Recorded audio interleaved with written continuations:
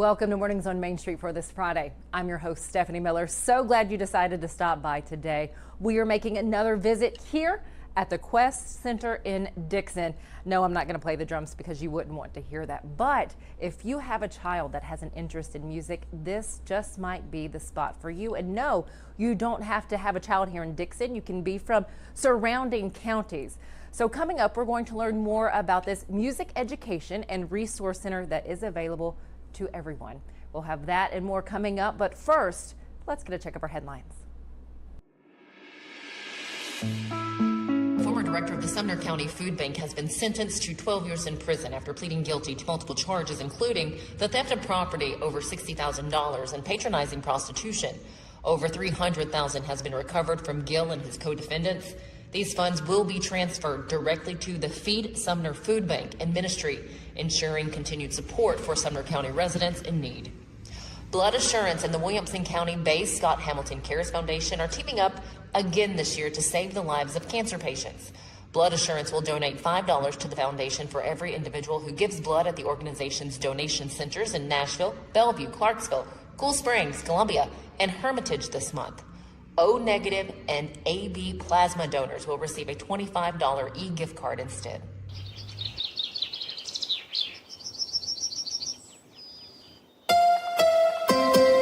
From the Tennessee Valley Weather Channel, this is your weather update. Hope you had a nice weekend so far, because as we head into this work week, a lot of us have kids running off to school, and things are starting to get back to the regular pace of things as summer break comes to an end. Taking a look at the Futurecast radar here for today, we do have some showers still lingering across the area. You'll notice by the afternoon, we start to see those pop right back up once again. Nashville Metro probably see some of those heavier storms. Clouds lingering through the day, highs really only in the lower 80s. Across the area, still below average as far as those temperatures are concerned. For our Tuesday, more showers, maybe a scattered thunderstorm moving back in here. That's the pattern for the next several days. Temperatures stay suppressed for the first half of the week, but we get back to the 90s by the end of the week towards next weekend. So enjoy these lower 80s while you can, because, in August, we definitely don't really see these too often. You don't want to take these for granted, right? We usually see this more towards late September and early October. But, like I said, 90s will be back by next weekend. If you want the latest in weather conditions, be sure to tune in to our Busy Bee Plumbing weather report each weekday on Mornings on Main Street. Brought to you, of course, by Busy Bee Plumbing, Heating and Air Conditioning. We will keep you updated on the latest conditions outside, like severe weather, heat, snow, rain, and even hail.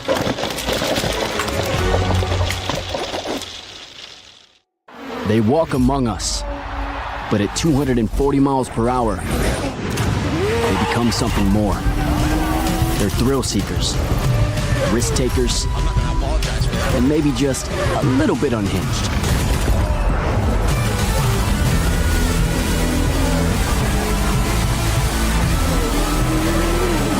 Buckle up. This new era of speed, this racing revolution, it's just getting started. Hi, I'm Stephanie Miller. Main Street Media is partnering with Borchetta Bourbon Music City Grand Prix at the Nashville Superspeedway to send a family of 4 to the race August 31st.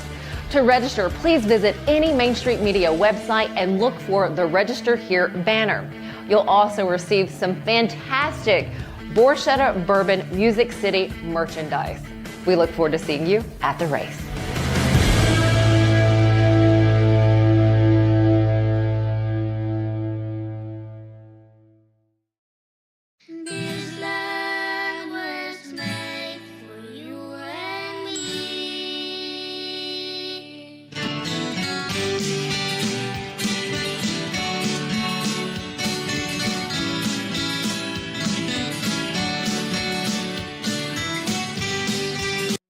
You just heard a snippet, 30 seconds, and I wish I could share more, but we want to talk about it. The One World Project being done by the Quest Center here in Dixon. You may remember Mr. John Johnson, who's the executive director here at the Quest Center. We have the founder of the Quest Center, Jim Lutz, with us as well. Gentlemen, thank you for this. Thank you for having me. And blown away by the music and the singing in that video. Talk to us about the One World Project, what it is, and what you want it to do. Well, I mean, we live in a community rightfully or wrongfully so, you're talking about 86% white children that don't get to experience a lot of diversity in their daily lives. I come from a very diverse background, and I know how the influence of other cultures have made my life richer, whether it's food or whether it's activities and culture or whether it's music. And the music is the thing that the music and the food talk to me. So I travel a lot, I make a lot of contacts and friends. Through a series of handshakes, I got hooked up with an organization in Bogota, actually outside of Bogota, called Sogamoso Colombia. And I was down there, now a year and a half ago, and made some contacts, and we said, hey, would you be interested in doing a project with our children? And it was very easy to do, hard to execute. We had language problems. We were far away. But at the end of the day, we agreed on a song we were going to do, and for the first project, we proposed an American folk song. And to my absolute pleasure, these kids in Colombia actually learned the English words. So we had them singing in English. They were primarily vocalists. We had the children singing in English and in Spanish. We had our children playing all the instruments and doing a little bit of singing too. And it was just an awesome experience to bring these two cultures together. As we say, it was two cultures in two cities on two continents. And we also were able to organize a Zoom call where these kids got to meet some of the other students. So they got to That's awesome. Try to talk to each other and learn a little bit about what's your favorite food, what's your favorite color, what do you like to do outside of school. So it was just a way to bring these different cultures together. And you know, you mentioned Colombia and people sort of roll their eyes, and here was a chance for our students to meet these kids, to find out how much alike they were. And this year, because I'm a glutton for punishment, we're actually right now we're developing a project with folks in Mexico City, and this will be One World CDMX Mexico City. And they have not yet started school, so we're trying to get a jump on the musical arrangement. But for this particular project, I've asked that we focus on traditional Mexican-style music. So we're going to be doing a mashup of two Mexican classical songs. That is wonderful. Where can we see these videos? Where can we follow this project? The best place to follow updates is on our social medias, which right now we have clearly Facebook and Instagram. When the project is finished, it's on our YouTube channel, the Quest Center for Art and Community Development on YouTube. You can see this project and many other different projects we've had, guests that we've had in the studio, musicians who've come out to meet with our kids and talk to our kids. So you can follow us on Facebook, Instagram, SoundCloud. A lot of our music makes it up on SoundCloud. We have camps where these children write and record original material. We also work with children with disabilities, so there's a wide diversity of music out there. Some of it's very experimental, some of it is just to give equal time to the children who have disabilities and deserve equal time. And then we have the real mind-blowing music that these kids put together that, quite honestly, you might find it more interesting and more creative than a lot of the things that you hear on mainstream media outlets. That really is a great segue into how you can get your child to be a part of the Quest Center here in Dixon, because you just heard what they have the chance to learn and what potential they have here by sitting in this room and working with these two gentlemen. How do we sign kids up for this? Where do they go? So again, on our social media pages, we have links to our registration forms, but registration is open right now. Our semester for the fall will kick off next week, so right after Labor Day. And our fall semester runs through December and kicks up again in January and runs for the school year. So everything's on the school year calendar for what we do. Registration right now taking place elementary schools in Dixon County. We're in all 8 elementary schools with an after-school program. We also have classes at our studio and a couple of satellite locations, homeschool community co-ops. And then also at our studio, we have classes for drums, we have classes for banjo, keyboards, and violin, and it just runs a gamut. So all of that information is on our website, qcdixon.org, and on our social media pages as well. A lot of parents seeing this maybe like that, I don't have the money to buy my child a guitar, to buy these drums. Yep. They don't necessarily need that, do they? That is correct. We do have loaner instruments. We don't rent instruments. We are a nonprofit organization. We have one job, one purpose, and that is for any kid that wants to learn how to play a musical instrument, we're here to facilitate that. We're here to make that happen. So they register for this. Does it cost them anything to register? Is there Nothing a to registration register. fee? No registration fee. And then as far as the regular class fees, that is on the form, but we do also offer financial assistance for those in need. We want to remove whatever obstacle that a child has from learning. How many children have you had go through this program? Oh my Lord, for the last 2 years, now we look at the different programs that we run. So for example, you saw one of our assemblies. So we do those at all 8 elementary schools, all 4th and 5th graders. Throughout the course of the year, we touch about 2,000 kids. That's incredible. And you're seeing some video now of them, the two of them, and you had someone else with you today. We had Mr. Neal. Or with you There's 4 on of this day. Okay. Helping with the kids there at White Bluff Elementary. I popped in. That is where I went to school, so it was really cool to watch these youngsters, I don't know, sit in a building that I used to sit in and learn some music there, but they had a lot of fun. Now continue on.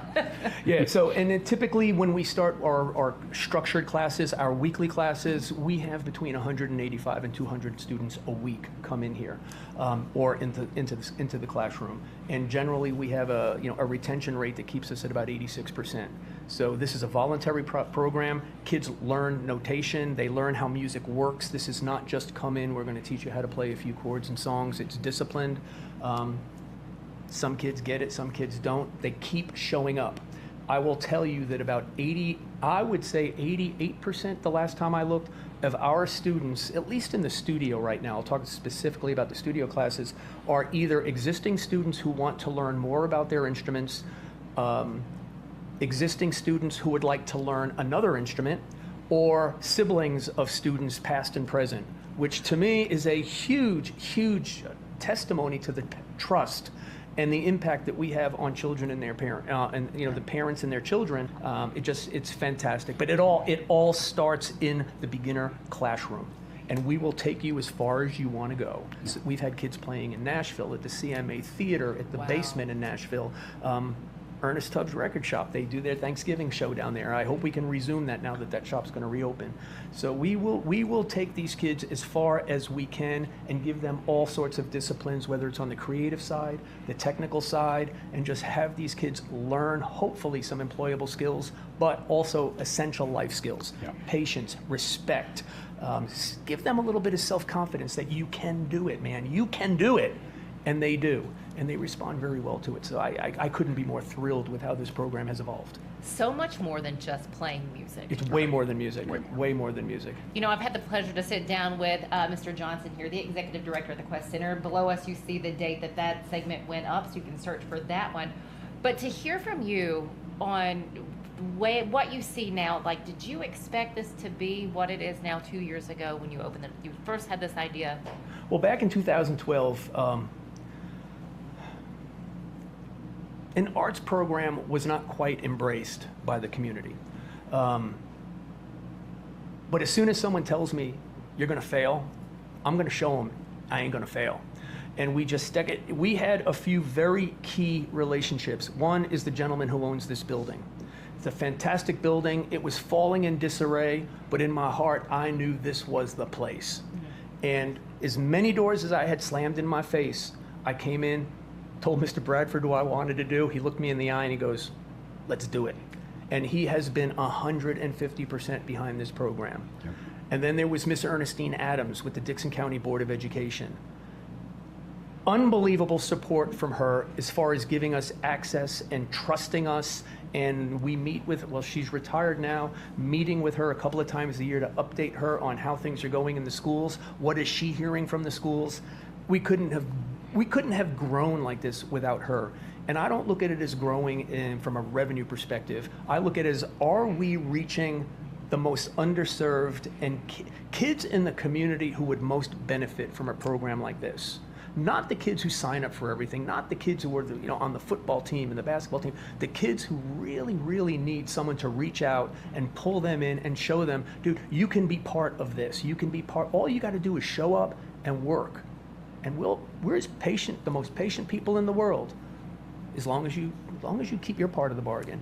And then we had Miss Tiffany Kearns, who's with the CMA and the CMA Foundation, who was the first one who financially got behind us out of the blue, and our relationship with the CMA Foundation has just grown.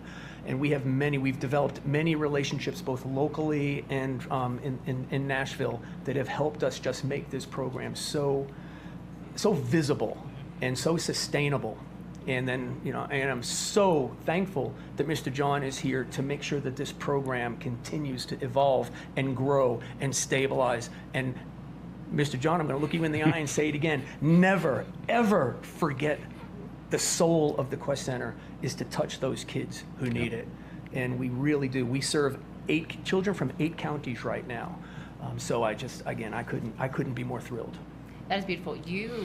Both of you in this place, the Quest Center is such a gift to these kids and to this area. So it's not just children here in Dickson County. They can be from other counties and register to do this. Oh, if it begins with an H, they're probably here. Humphreys, Houston, and Cheatham, and Hickman. And we also see children from Williamson County and Davidson County even.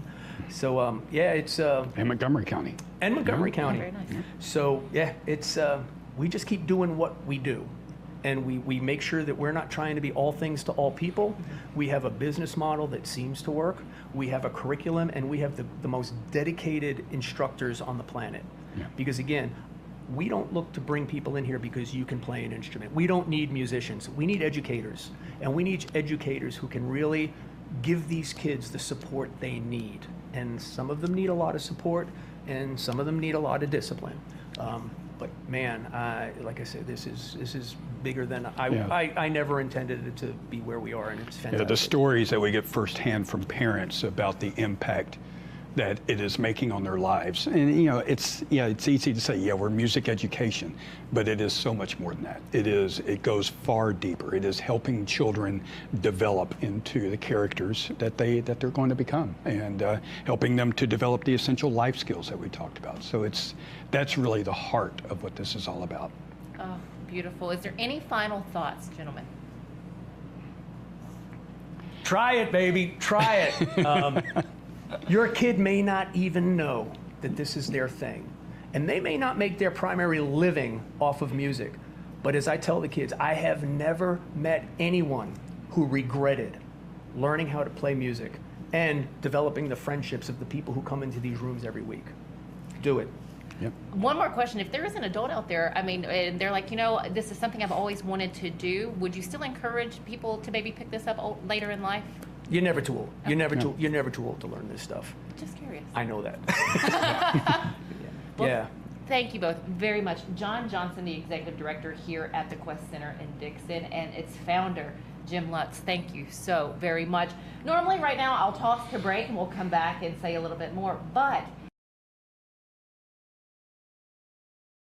deep in a forest at Nashville Zoo, new creatures here for you to view. Phantoms graced in black and white swing high in trees of dappled light. In rocky crags, tall and steep, small antelopes with nimble feet. A wise old man with beard of white, a sentry perched on stony height. Amidst it all, a hunter lies, with coat of gold and steely eyes. A new adventure just for you.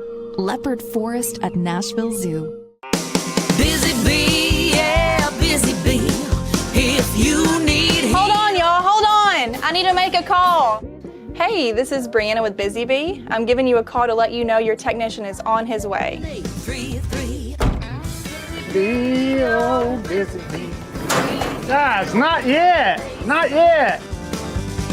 Busy bee, oh, Now I'm ready, guys. Call 775-7833. He shoots, and he scores!